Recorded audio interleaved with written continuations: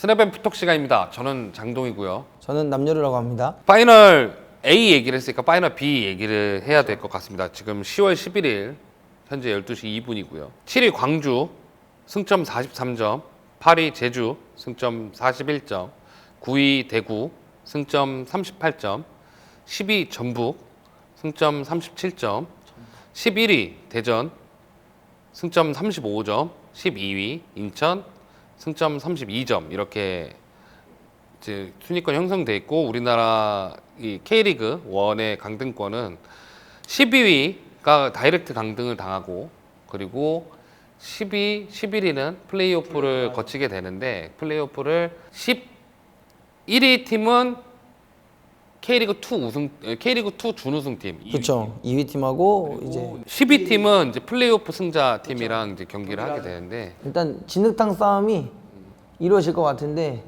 일단은 강등 얘기는 제일 마지막에 하고 광주는 시즌 중반에 그 FFP 한국형 재정 건전화 정책 위반으로 인해서 그 재정 건전화 정책이란 게 쉽게 말해서 뭐냐면 번 돈만큼 써라. 근데 우리나라는 그러니까 원래 유럽은 진짜 구단의 수익 대비해서 돈을 써야 돼. 근데 우리는 그렇게 하면은 모든 구단들이 10원 한 장 못 쓰니까 구단 수익으로 잡힐 수 있는 것 중에 이제 선수랑 범위가 좁은데 거기에 퍼센테이지적으로 이게 선수 이적료 수준의 퍼센테이지 몇 퍼센트 안에 들어와 있어야 돼. 그러니까 그 재무제표가 그 폼 안에 들어와야 되는데 이제 그거를 위반을 하게 돼서 비율형 셀러리 캡이라고 보면 돼.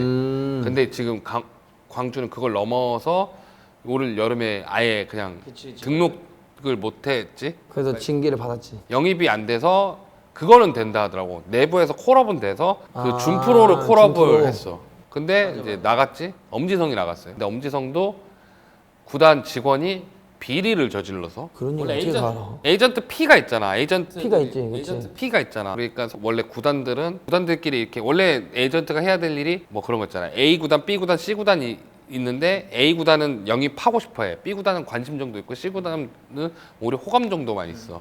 근데 얘네들을 부축해서 여기에다가 그 경쟁시키는 게 에이전트의 역할이잖아. 그치. 상품 가치를 높여줘야 되는 일을 징계를 해야 되니까. 올라가는 만큼 이제 그렇게 되잖아. 근데 그 구단 직원이 익명의 어떤 임의의 에이전트한테 아예 그냥 독점으로 얘기 들었다. 협상권을 줘서 이 에이전트가 구단에다가 70만 유로짜리를 갖고 온 거야. 70만 유로짜리 갖고 왔는데 알고 보니까 원래 리즈는 100만 유로 이상 부를 생각을 했더라고.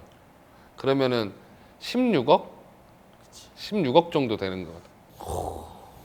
16억이 아니지. 한 76억? 76억까지는 안 가네.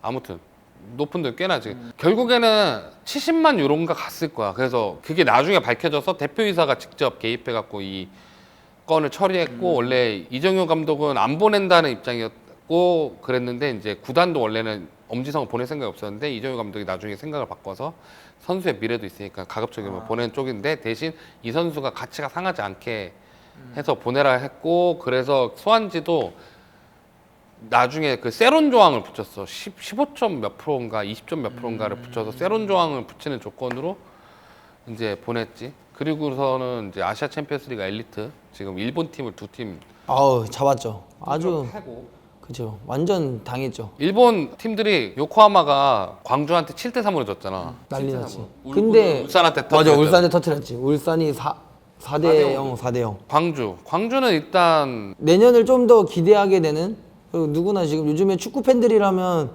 사실 그 이정효 감독의 어떤 행보들을 유심히 잘 지켜보면서 광주가 지금의 강원처럼 되기를 좀 희망하고 있는 사람들이 많은 것 같은데 내 주변에는 그래. 근데 이정효 감독이 최근에 그런 거 있잖아. 이정효 감독이 약간 광주 정 떨어진 느낌이 드는 게 아닌가라는 느낌이 드는 게 왜냐면 이정효 감독이 나 어떤 팀 가든 일주일이면 팀 만든다. 나는 분명한 게임 모델이 있다 이런 식으로 얘기하는 거 봐서는 이정효 감독 시장에 나오면은 다 채가려고 할걸? 그러긴 하겠지. 그 멘트만 견뎌내면 이 감독은 팀이 잘 만들어준 거 확실하잖아. 이 스포츠에도 연기를 좀 잘해야 된다고 하잖아. 선수들 헐리우드 액션을 잘해야 된다고 한 것처럼 이 미디어랑 프론터들을 어떻게 움직이는 것도 사실 감독의 주 업무 중에 하나인 것 같아. 임무 중에 하나. 그런데 사실 이정효 감독이 엄청 잘한다고 생각. 개인적으로는 너무 잘하시는 분이지 않을까. 왜냐면 상대 팀은 진짜 잘 긁더라. 맞아. 상대 팀은 멘탈을 존나 잘하더라나. 뭐 작년에만 해도 저런 축구 하는 팀한테 졌다는 게 화가 난다.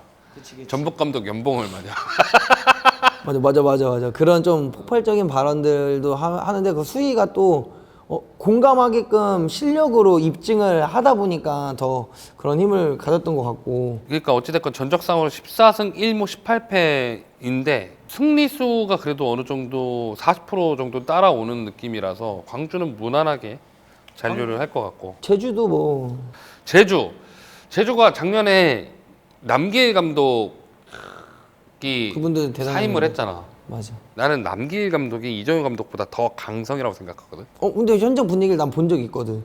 그 제주 코치님이 제주에 아시는 코치님이 계셔서 한번 얘기도 듣고 방문했을 때 보기도 했는데, 그러니까 뭐 이정효 감독님도 안 그러겠지만 남길 감독님 그때 보니까 엄청 막 할 때는 엄청 몰아서 하시는 경향이 있대. 근데 또 약간 츤데레? 그러니까 내가 얘기하는 강성이라는 건 선수단을 다루는 기준의 선 있잖아. 그럼 엄청 명확하대. 그러니까 남길 감독이 광주, 성남, 제주 이렇게 오면서 남길 감독이 꼭 말년에 꼬일 때 보면은 그게 있어. 제주 맡을 때 서울에서 경기 지고 내려가서 훈련한다고 해갖고 고참이 감독한테 항명한 사건이 있었어. 그 고참들이 감독한테 항명한 사건이 있었는데 이게 보도가 됐어. 그런 사건이 있을 정도로 이 감독은 어느 정도 타협점이 완전히 딱 그 명확하게 라인이 딱 가이드라인이 본인에 딱 정해져 있다라는 거지. 근데 중요한 거는 나는 그러니까 시대가 갈수록 어찌됐건 선수들이랑 좀 더 선수들을 납득하고 설득하는 과정이 좀 필요하다는 거지. 그러니까 감독이라는 직책이고 선수라는 직책이잖아. 그러니까 이게 엄연히 말하면은 상하 관계는 있지만 직장 동료의 관계잖아. 그치 또. 그러니까 어차피 이 양반도 월급 받고 나도 월급 받고 이렇게 되는 거잖아. 그러면 직업적으로는 어느 정도 설득의 과정이 필요한데 이제 이정효 감독 같은 경우에는 선수랑 대화를 좀 아까 오히려 맞아. 빡센데 선수랑 대화를 많이 하는 걸로 알려져 있고, 근데 남길 감독 같은 경우에는 되도록이면 선수랑 면담할 때 말고는 스킨십을 좀 자제하고 이런 편이라고 들었거든. 근데 어찌됐건 뭐 데려왔어. 그래서 남길 감독 그렇게 떠나고 정조국 코치가 파이널 라운드를 맡았고, 그 다음에 이제 김학범 감독이 왔어. 김학범 감독은 이제 두고 했지만 뭐 어찌됐건 올림픽 팀에 있을 때 자기가 지도했던 막 수원 삼성 김태환이랑 안창기 데려갔고, 그리고 몇 명의 이제 초반에 될 것 같지. 맞아. 자기가 원하는 선수들 될 것 같지. 올림픽 때 봤던 선수들 중에 자기가 이제 괜찮게 생각했던 선수들 데려갔지. 아니 모르겠어. 나는 생각한 것만큼 나온 것 같은 느낌이지. 그러니까 그 김학범, 아까 방금 말한 대로 세대의 흐름과 시대의 흐름이 있는데, 김학범이라는 그 이름의 감독이 어떤 성향인 거를 너무나 이 축구계 너무나 다 잘 알고 있는데, 그걸 또 사실 남길 감독님도 훈련 스타일 아니면 훈련 뭐 양으로 봤을 때 김학범 감독님이나 뭐 남길 감독님이나 비슷했을 거라고 예상은 하지. 근데 조금 더 뭐 예를 들면 아까 이렇게 부분을 나눈 것처럼 김학범 감독님은 오리지널 틱하다. 예를 들면 뭐 남길 감독님은 조금 이제 미디어를 활용한다. 지금의 뭐 원래는 지금은 미디어 과학적인 걸 데이터를 통한 어떤 부분들이 더 가미가 많이 된다. 이렇게 분류를 놓고 보면 이런 느낌인데, 이제 선수들이 과연 이 김학범 감독님의 스타일을 얼마만큼 잘 이행을 할까. 근데 아무래도 가자마자 바로 그 체력 훈련, 김학범 감독님 루틴 있잖아. 선수단들한테 아침에 일어나서 뭐 해야 되고 훈련 끝나면 뭐 해야 되고, 이거를 그 웨이트 뭐 원래 김학범 이퀄 서키트잖아. 그게 이미 너무 이게 돼 있다 보니까 제주 팀이 갖고 있는 특성이 있잖아. 아무래도 이 홈도 원정 같은 느낌을 항상 받아야 되고, 또 원정기를 올라올 때마다 늘 그 힘듦을 계속, 그런 이점에서 봤을 때 조금 더 어떤 디테일한 부분들이 제주에 더 섬세하게 이 12개 구단 중에 제일 많이 필요할 것 같은 구단인데, 오히려 계속 반대로 가고 있는 듯한 느낌을, 조금 더 올드스쿨하게 팀을 운영하는 느낌이 든다. 나는 그래서 조금 어느 정도 예측한 범위인데, 내 개인적으로 더 하이로 갈 줄 알았는데 이 중간쯤에 머물러 있어서 좀 신기하고 오히려 나는 물론 뭐 황선홍 뭐 이런 얘기 있었지만 그냥 대전이라는 그 대전도 멤버로 보면 엄청 막 아예 대전은 많이 이순민 데려왔지. 아니 그러니까 이게 엄청 이거라고 생각하진 않았는데 또 문제라고 생각해보면서 대전 경기를 보진 않았는데 그냥 미디어를 통해서 보거나 가끔 내가 이제 경기를 손FC 할 때 경기 보면 뭐 이 정도까지는 아닐 것 같은데 지금 이 정도 내려와 있고 그러니까 제주는 신기해. 원래 김학범 감독 하면은 대명사가 4-2-3-1이랑 4-3-3 포메이션을 뽑잖아. 올림픽에서 곤조대로 축구했다가 실패를 받고 뭐 솔직히 8강인데 세계대회 8강을 실패했다라고 얘기하긴 좀 뭐하지만 마지막 경기 그 멕시코전이 6대3이라는 스코어가 나오기 쉽지 않고. 아 그때 그랬고 또 멤버도 그러니까 기대했던 그런 부분들이 분명 그 멤버상 또 컸던 부분들이 있었는데 그리고 와일드카드도 본인이 고집을 해서 황의조를 데려왔고. 맞아. 실제로 원래 또 제주는 여름에 황의조랑 링크가 있었어. 황의조가 노팅엄 포레스트가 황의조를 판매할 의사를 드러냈고 본인 어느 정도 자기네들이 뭐 진짜 그 가격에 대한 가이드를 해놨을 정도 29억 정도인가? 해놨을 정도로 매각 의사가 있었고 있었구나. 하려는 팀이 안 나타나니까 실제로 어느 정도 프리시즌에 동행을 했는데 결국에는 자유계약으로 이제 그러니까 계약 해지하고 지금 터키로 갔는데 그 전에 근데 황의조 입장에서는 사실은 황의조가 잘했다는 건 아니지만 한국에 들어오기가 좀 굉장히 부담되지. 지금 부담되고 껄끄러운 지금 상황이었지. 왜냐면 아직 그 황의조에 대한 재판이 끝나지 않았고 불법 촬영에 대한 재판이 끝나지 않았고 그래서 김학범 감독도 이제 욕심이 있고 생각이 있었으나 포기를 한 것 같고 그 김학범 감독이 올림픽 팀을 맡고 이제 그 시간이 지나면서 어느 정도 선수를 대하는 자세나 그거에 대해서도 좀 달라진 느낌이 들었는데 경기를 직관을 한 3경기를 했었어. 제주 경기를? 제주가 이제 올라왔을 때 그 수원FC 경기 한번 갔었고 봤는데 응집력에 대비해서 결과가 안 따라주는 공격이 너무 안 돼. 결정적으로 그러니까 마무리가 안 된다는 거구나. 결국. 그러니까 공격 선수들이 심리적으로 몰린 느낌 그리고 공격 선수들이 너무 마무리가 둔탁한 느낌 그리고 미드필더에서 공격까지 패스가 어렵게 가는 느낌 그러니까 되게 힘들게 가는 느낌 그리고 구자철이 되게 상태가 안 좋은가 봐. 은퇴했다가 다시 복귀한 것도 은퇴는 아니지. 은퇴한 거 아니었나? 구자철 아니야. 카타르 뛰다가 와서 경기를 뛰고 이제 하는데 부상이 너무 많아 지금. 아 부상 많아도 그래 나는 은퇴한 거 카타르 갔다 와서 아예 팀이랑 해지하고 있다가 다시 불려들여서 복귀가 된 걸로 알고 있었는데 그건 아니야? 제주로 올 때 애초에 국내에 복귀를 할 생각으로 온 거였고 그때 분위기 자체가 이청용 들어왔고 근데 부상 당해서 이미 아웃이라고 하면서 끝냈던 거 아니야 동행은? 아니야 제주랑 동행 안 끝냈어. 그러니까 계속 계약 연장하고 있었고 올해도 지금 제주 소속으로. 그러니까 나는 아니 왜냐면 그 계약이 해지돼서 그 뭐냐 매니저먼트십으로 구자철에서 제주에 한 게 있잖아. 그래서 그걸로 같이 가다가 난 다시 구자철이 선수로 조원이처럼 다시 복귀한 케이스로 알고 있었거든. 아니야.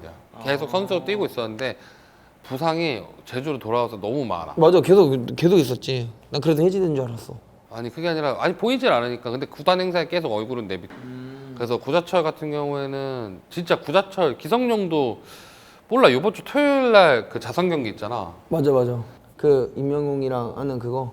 근데 지금 기성용도 부상인데 뭐 어쨌건 얼굴만 감독으로 한다는 것 같다 이번에. 근데 기성용도 지금 원래는 은퇴 고민을 하던 거를 김기동 감독이 이제 설득해서 데려온 거죠. 일단은 제주는 세대 교체에 대한 그거와 지금 어쨌든 선수단을 좀 여기서 다시 한번 이렇게 좀 정리를 하고 가야 되는 경우가 가야 되는 과정에 놓여 있지 않나라는 생각이 드네. 일단 제주까지는 안전할 것 같지? 대구까지도 안전할 것 같아. 몰라 이거는. 왜냐면 대구랑 전북이랑 1점 차라. 대구는 최영건 감독이 하다가 성적이 안 좋아지면서 지금 박창현 감독 들어요. 박창현 감독 하면 또 포항에서 감독 대행을 했었고. 그러니까 대구도 막 좋을 때 확 좋았다가 또 뭔가 분위기가 확 아닐 땐 또 확 아니었다가 은근 올해는 좀 분위기를 롤러코스터를 너무 타는 것 같은 느낌인 것 같아 대구가. 근데 대구가 전적과 관계없이 에드가랑 세징야가 다시 좀 살아났어. 그러니까 뭔가 한 방을 갖고 있어. 그러니까 근데 중요한 건 세징야는 89년생. 에드가 87년생이야. 에드가 나랑 동갑이야. 아 근데 에드가는 조금 폼이 떨어진 느낌이 있어. 그 부상 당하고 난 이후로 좀 떨어진 게 있는데 세징야는 그래도 아직 뭔가 좀 펄펄한. 그러니까 수비만 떼, 수비 어. 수비 가담만 떼주면. 그치 조금 더 할 수 있는 여지는 분명히 있을 것 같아. 근데 이 분위기가 너무 롤러코스터 같은 거지. 그 선수들한테 기여도가 많은 것도 사실이지만 그렇다고 다른 선수들이 아예 못 받쳐주는 분위기는 아닌데. 근데 근데 확실히 박찬영 감독이 대구를 그건 정리를 잘한 것 같아. 최영건 감독이나 그 전에 안드레 감독이나 최영건 감독 사이에 있었던 이제 감독이나 최영건이 대행했지. 안드레 나가고 대행하고 대행을 하다가 정식 감독 됐지. 그리고 나도 정식 감독 해 바뀔 때 정식 감독이 됐지. 조광래 감독의 색깔이 되게 많이 묻어 있잖아. 그치. 조광래 감독 색깔이 되게 많이 묻어나 있고 아무래도 안드레도 그렇고 최영건 감독도 그렇고 조광래 감독 스타일을 계속 이렇게 귀로 때려박을까 가스라이팅 당할 거 아니야. 따라가게 됐지. 가스라이팅 게임 모델을 그치. 구단 사장이 만들었으니까 가스라이팅 당할 거 아니야. 근데 오히려 박찬영 감독이 오면서 박찬영 감독이 조금 세징야가 수비하는 게 맞아? 세징야 수비하지 마. 뭐 진혁이 뭐 짧은 패스보다 어차피 너 롱패스 전환 패스 좋잖아. 그거 해. 그거 해. 그치. 그런 식으로 선수단의 그런 역할 자체나 롤 자체를 좀 심플화 시켜서 오히려 그냥 조직적으로 딱딱딱 흘러가게끔 만드는 거. 그치 또 그건 그렇다. 그래서 대구가 현재까지 어찌됐건 간에 강등권 팀이랑 몇 점이라도 벌려놓고 있는 거는 그런 부분들을 박찬영 감독이 좀 빠르게 수습하지 않았나. 근데 이제부터가 중요한 거지. 정리는 쉽지만 그걸 유지하는 게 어렵잖아. 그치 유지가.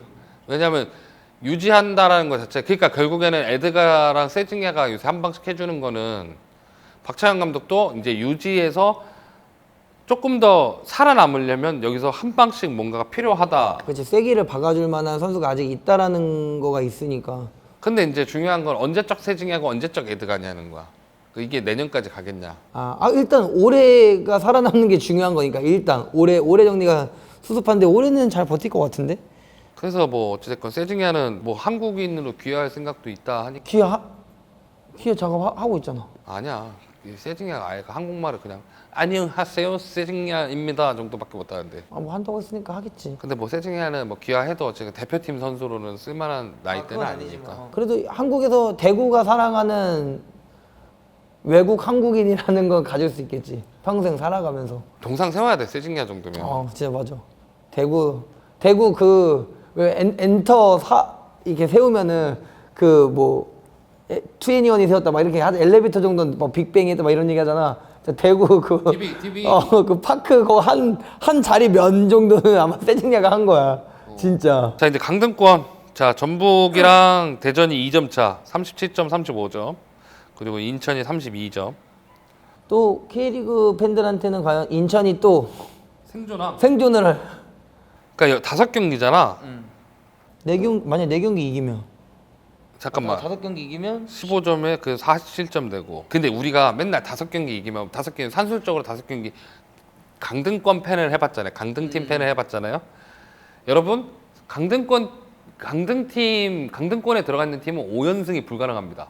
연승이 없어요. 연승이. 맞아. 자 전북 3번만 지금까지 이긴다고 보자. 3번만. 3번만 이기면 41점. 그래도 전북이랑 대전이 나머지 3경기를 미끄러져야 돼.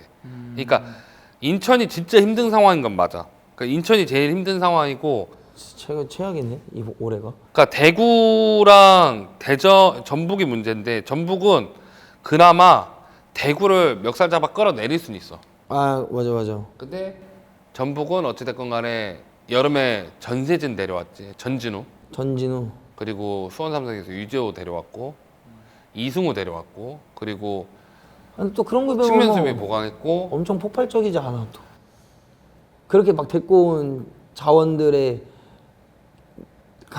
갖고 있는 그 개인 능력치가 팀에 녹아 들어가는 그게 아직까지 좀 덜한 것 같긴 한데. 그 전에는 이동국이라는 그 막대한 피니셔가 있었잖아. 막대한 스코어러가 있으니까 이동국이 안 되면 김신욱 넣었으면 됐고 전북은 예전부터 전통적으로 센터포드가 골을 넣는 팀이었고 측면 자원들은 너네는 그냥 그 밥상 차려주는 애들이지라는 느낌이 강했는데 중요한 건 레전드로 남았던 이제 오래 뛰었던 한교원 같은 선수.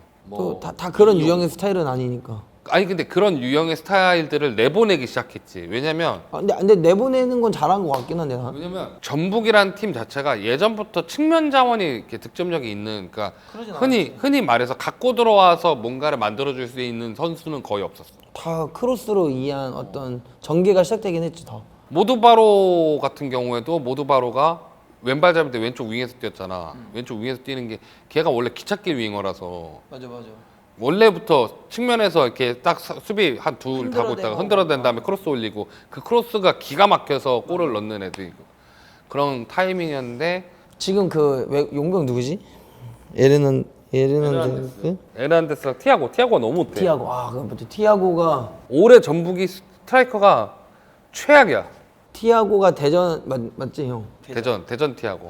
대전에 있을 때만큼의 퍼포먼스가 일어났으면 지금의 전북 정도는 아닐 것 같은데. 그게 큰 것 같아. 티아고가 경남에 있을 때도 그렇고 대전에 있을 때도 그렇고 티아고가 볼을 발 밑에서 많이 만지거든. 맞아.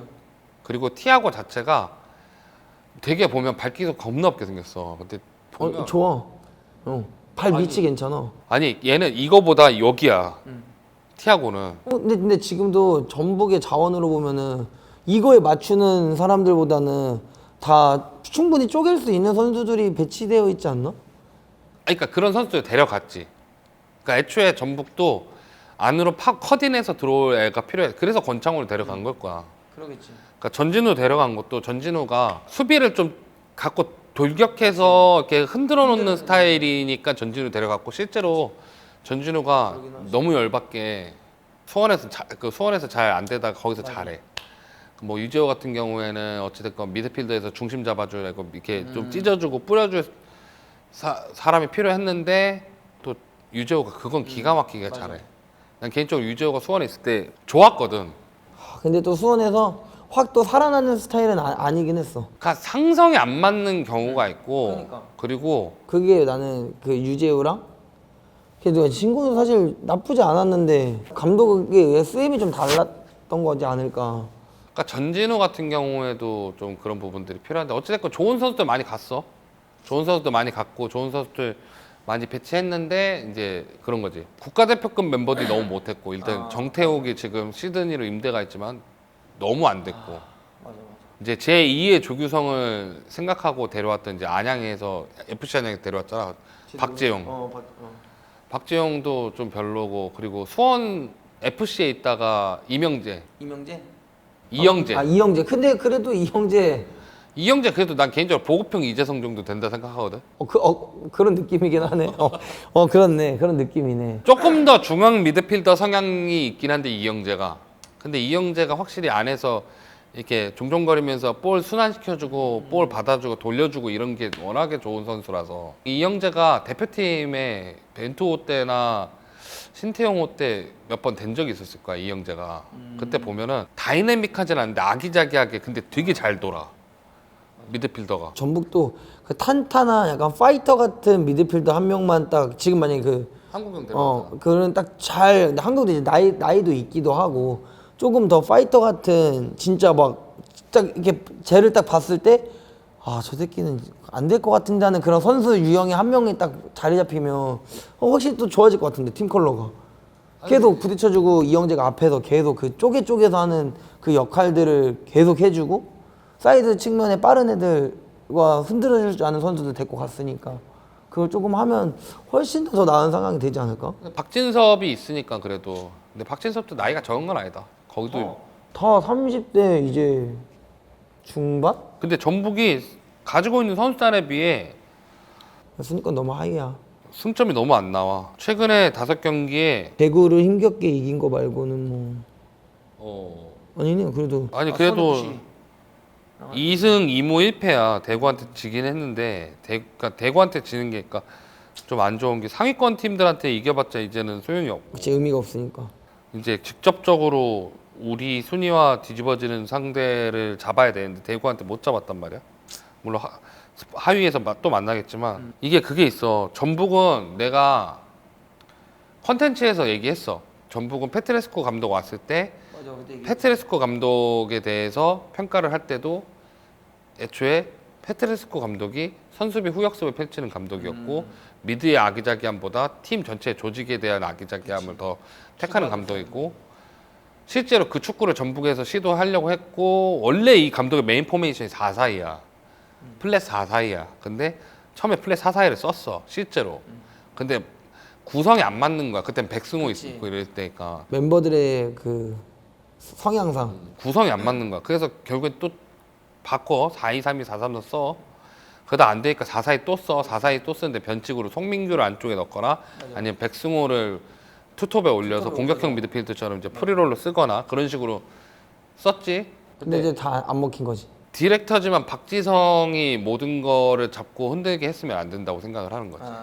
어찌됐건 간에 이 감독이 와서 이런 시스템이 들어오는 거. 시스템이 들어오는 거랑 팀의 문화, 팀의 게임 모델이 잡힌 거랑은 또 다른 문제라고 보거든. 나 방금 그 머릿속 그거 말하려고 했는데 형이 딱 얘기하네. 방금 우리 얘기하다 조각내 얘기해가지고. 어느 정도 구단이 좀 핸들링을 했어야 되지 않나. 근데 그 원래는 또 김두현 감독이 오기 전에 김두현 감독이 청두농청 수석 코치 하다가 들어온 거잖아. 맞아. 청두농청 수석 코치 하다가 이제 감독이 된 건데 외국인 감독 하나랑 그리고 김도훈 감독이랑도 얘기를 하고 있었고 3순위야. 그리고 전북이 원래 페트레스코 이전에 반브론코스트랑 얘기하고 있었어. 그 반브론코스트가 거의 다 끝내놨다가 나 가족 때문에 못 가겠다 해갖고 딱 그런 거야. 국제학교가 없다면 니네 동네 안 가 그렇게 된 거야. 그치 국제학교 가려면 일로 올라오거나 제주로 가야 되니까. 김동훈 감독이 만약에 전북 왔어도 근데 또 그 그림이 잘 안 그려진다. 김도훈 감독? 전북 그 당시 멤버로 그림을 놓고 보면. 김도훈 감독은 시즌 초반에 들어와야 되는 사람이야. 그러니까 그래도 그림이 뭔가 잘 안 그려지는 감독이긴 하다. 외국인 감독은 모르겠지만. 김도훈 감독은 자기가 생각하는 그림을 만드는데 시간이 좀 걸리는 편이기 때문에 시즌 초반에 부임하는 걸 선호하고 그래서 대표팀 임시 감독도 안 할라 했던 거야. 김도현 감독이 첫 승에 좀 오래 걸린 게 문제여서 지금 이순이 좀 와서 그러니까 김도현 감독이 대행할 때 잘했어.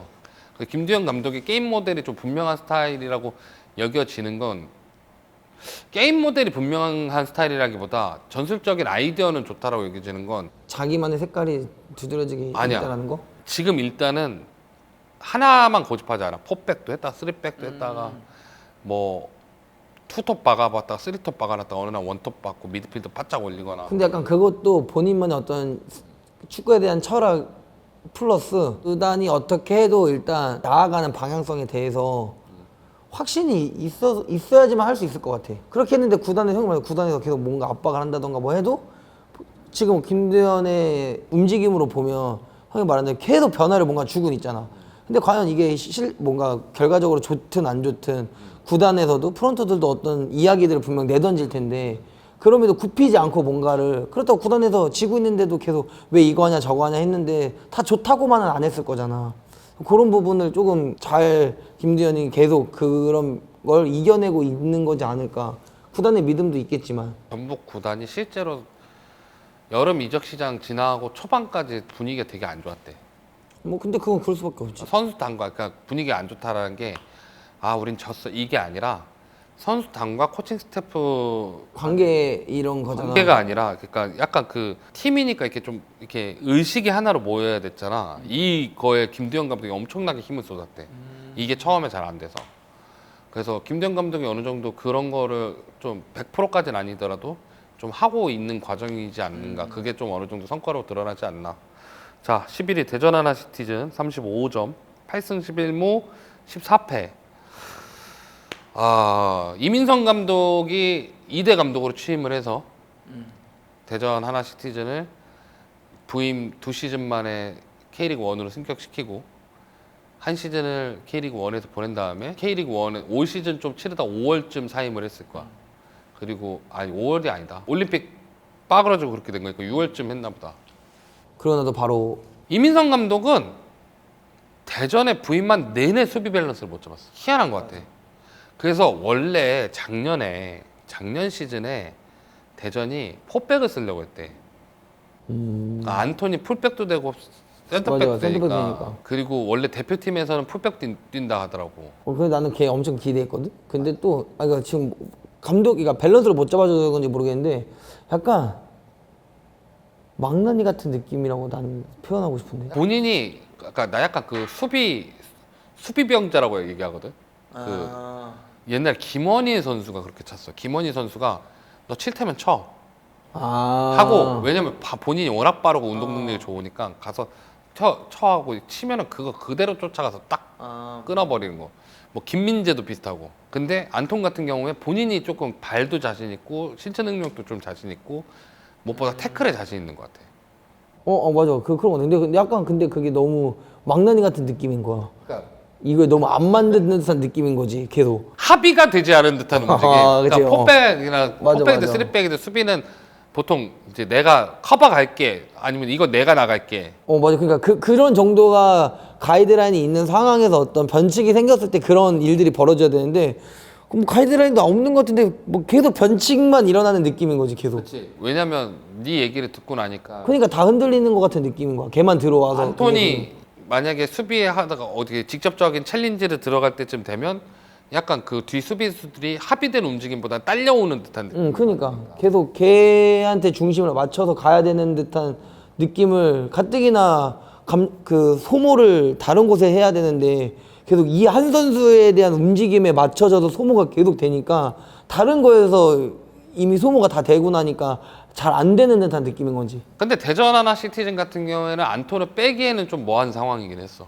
그러니까 안톤만큼 파이터적인 수비수가 없었고. 또 없으니까 어렵네. 근데 원래 그러니까 내가 무슨 얘기를 하려고 했냐면 작년에 원래 대전이 포백을 쓰려고 이민성 감독도 전주훈련 내내 포백을 썼는데 갑자기 조유민이 2월 말에 이적을 하잖아. 카타르로 이적을 했는데 이 포백의 포커스가 조유민한테 있었대. 그리고 조유민이 내가 알기론 이적하기 전에 대전 주장으로 선임이 됐었을 거야. 그러니까 전임은 다시 주장이 됐었을 근데 거야. 그 정도 될 땐 얘기가 어느 정도 있었을 텐데 아무도 몰랐나? 카타르가 얘기가 급하게 돼서 조유민이 거기에 간 걸로 알아. 그래서 그때 어찌됐건 간에 작년에는 티아고가 있었고 뭐 여러 선수를 영입해서 썼고, 근데 올해도 뭐 구택이라든가 선수들을 영입해서 썼는데 공수양면으로 잘 안 나오면서 그것도 있어. 그러니까 공격대로 안 되고 수비는 수비대로 안 되다 보니까 미드필더들이 너무 과부하가 되는데, 이순민 같은 스타일도 원래 하드워커긴 하지만 알지. 많이 뛰다 보면은 미드필더가 나중에 볼 전개를 못 하잖아. 경기 전개를 못 하니까. 내가 유독 그러니까 이 12팀을 봤을 때 대전이 제일 그게 없는 것 같은 거야.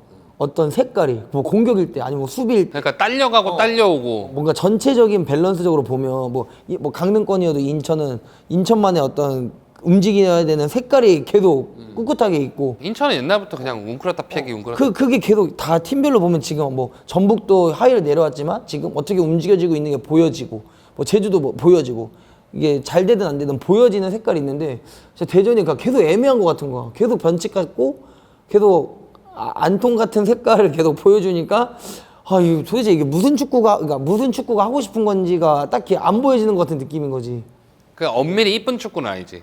그러니까 그러니까 우리가 얘기하는 이렇게 보기 좋은 축구, 약간 뭐 되게 기술적인 축구는 아니지. 유니폼 막 그 하나은행에 대한 색깔이 너무 눈에 보여지게 너무 좋은데 팀 색깔은 너무 또 없고, 아까 그러니까 대전이 그건 것 같아. 대전이 올해 투자를 많이 했는데 이민성 감독이 그러니까 2시즌간 많이 뛰는 팀으로 변모를 시켰어. 팀의 스타일 자체를 활동량, 그러니까 운동량으로 이렇게 좀 변모를 시켰고, 그거를 컨셉으로 유지를 했는데, 그렇잖아. 거기에 어떤 뭔가 기가 막힌 프로라는 건 결국에 기가 막힌 하나의 모서리가 딱 튀어나와야 되잖아. 그치. 근데 대전은 그게 안 나왔다는 거지. 그러니까 근데 그거 다 의외였던 것 같아. 그러니까 대전 하나 시티즌이 이민성 감독이랑 동행을 중지하고 황선홍 감독이 1대 감독으로 와서 황선홍 감독이 1년을 못 채우고 나가요. 맞아. 왜냐면 기업팀이잖아. 기업구단이잖아. 투자한 돈이 있고 투자가 들어가는 부분들이 있잖아. 투자 가치에 대한 기대치랑 회수돼야 되는 뭔가가 있어야 되지. 근데 그게 안 되다 보니까 사람들이 반대할 수밖에 없었던 게, 그렇게 나간 황선홍 감독이 올림픽 진출을 실패하고 돌아왔어. 맞아. 3대 감독으로 황선홍 감독이 왔어. 그게 아이러니한데 또 그런 황선이 왔으니까 그래 이거 하나는 보여줘라는 또 팬들의 기대나, 올림픽 때 그렇게 했어도 뭐가 하나 느끼고 다시 돌아와서 있겠지라고 생각한 게. 근데 대전이 지금 진짜 좋아. 최근 5경기 때 광주 2대 0으로 이겼고 서울 2대 3으로 이겼고, 그리고 전북이랑 0대0 났고 울산 1대0한테 졌지만 괴주한테 2대1로 지고 그러니까 2승 1무 2패인데 뭔가 아니야 좀 더 그러니까 좀 더 색깔적인 부분이